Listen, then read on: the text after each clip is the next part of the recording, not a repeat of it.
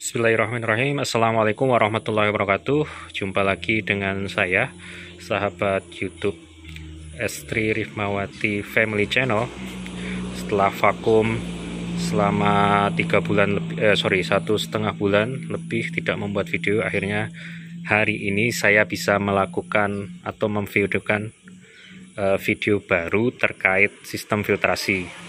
Jadi sebelumnya pernah saya bahas tentang sistem filtrasi kolam ikan koi, yang pada waktu itu saya mengambil video di kolam tempat kawan saya yang terdiri dari 4 chamber. Banyak di komen yang menanyakan bagaimana kalau terlanjur membuat kolam dengan hanya 3 chamber. Nah, video ini saya khususkan untuk menjawab pertanyaan-pertanyaan tersebut. Oke, jadi kolam saya yang ada di depan rumah ini terdiri dari 3 chamber.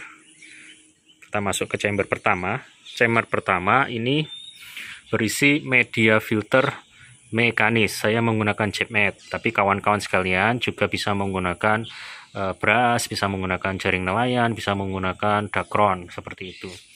Arah alirannya dari kolam, masuk dari bawah, kemudian naik ke atas, menembus, airnya akan menembus JetMat ini atau media filter mekanis yang digunakan. Kemudian untuk kotoran padatnya akan tertahan dan terkumpul, sehingga nanti untuk periodik waktu tertentu harus dilakukan backwash atau dikeluarkan dari kolam. Nah, sistem pipa yang saya gunakan antar chamber adalah menggunakan sistem leher angsa. Sistem leher angsa ini setelah air yang dari bawah tadi naik ke atas, masuk ke pipa ini, turun ke bawah, masuk ke chamber berikutnya.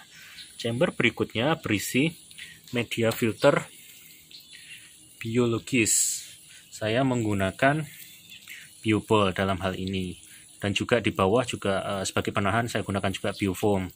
Kawan-kawan bisa menggunakan pilihan media filter yang lain seperti batu gombong, batu apung, kemudian JetMat dengan susunan yang berbeda dengan yang pertama tadi tentunya ya, karena yang pertama tadi saya gunakan untuk filter mekanis. Kemudian bisa juga menggunakan kristal bio, bisa menggunakan lava rock seperti itu, dan masih banyak lagi media filter biologis yang bisa dipilih oleh kawan-kawan sekalian. Nah, dengan sistem leher angsa juga air akan mengalir dari bawah menuju ke atas dan selanjutnya akan mengalir ke chamber ketiga. Sebelum masuk ke chamber ketiga, saya akan jelaskan dulu. Di sini di media filter biologis terdapat proses nitrifikasi yang dilakukan oleh bakteri nitrifikasi, di mana amonia dari sisa pakan, amonia dari kotoran ikan akan dirubah menjadi nitrat. Nitrat ini lebih aman bagi ikan yang ada di kolam, seperti itu dibandingkan dengan amonia, karena akumulasi kadar amonia yang tinggi di kolam akan menyebabkan ikan bisa mati, seperti itu. Nah, terlihat juga di sini saya memberikan aerasi.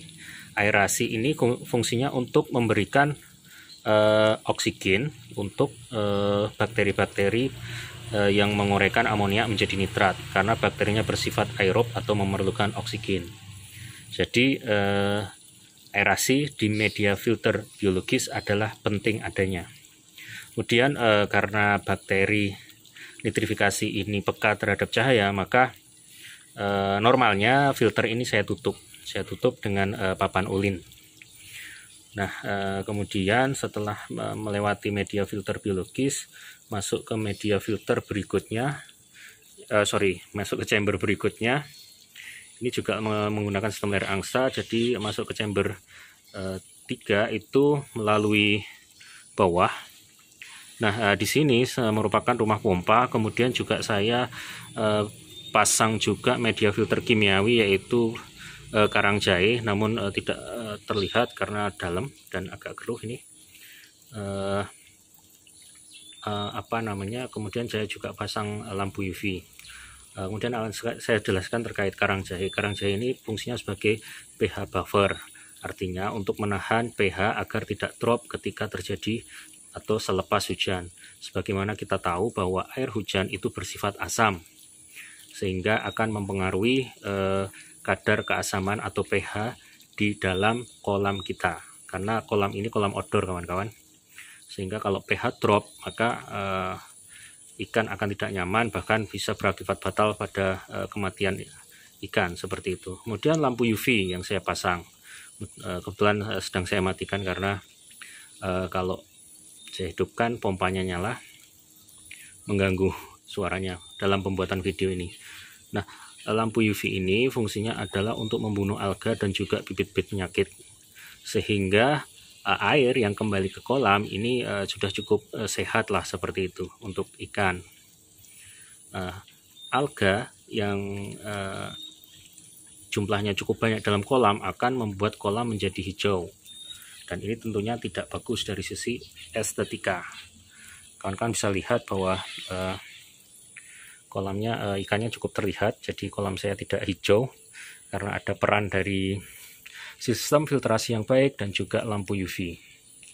Oke, dari rumah pompa tadi kita pompakan ke waterfall. Sekali lagi ini saya matikan karena agar suaranya tidak mengganggu dalam proses pembuatan video ini. Oke, mungkin itu yang bisa saya sampaikan terkait chamber yang terdiri dari 3 bagian saja. Tentunya sudah cukup, ya syarat minimal lah ya, syarat minimal sebuah kolam sudah terpenuhi. Masih bisa menghandle kebutuhan kolam dengan baik, seperti mulai dari kolamnya jernih dan juga ikannya tumbuh dengan baik, tumbuh dengan sehat, dan yang terpenting adalah ikan tidak mudah sakit dan mati seperti itu. Oke, semoga penjelasan saya ini cukup membantu menjawab pertanyaan kawan-kawan sekalian, dan semoga juga bermanfaat bagi kawan-kawan sekalian. Terima kasih telah menonton. Jangan lupa subscribe, like, share, dan komen. Terima kasih. Saya tutup. Wassalamualaikum warahmatullahi wabarakatuh. Jangan lupa tetap jalani hobi Anda dengan senang hati agar Anda tetap bisa menikmati hidup. Sekian, sampai jumpa.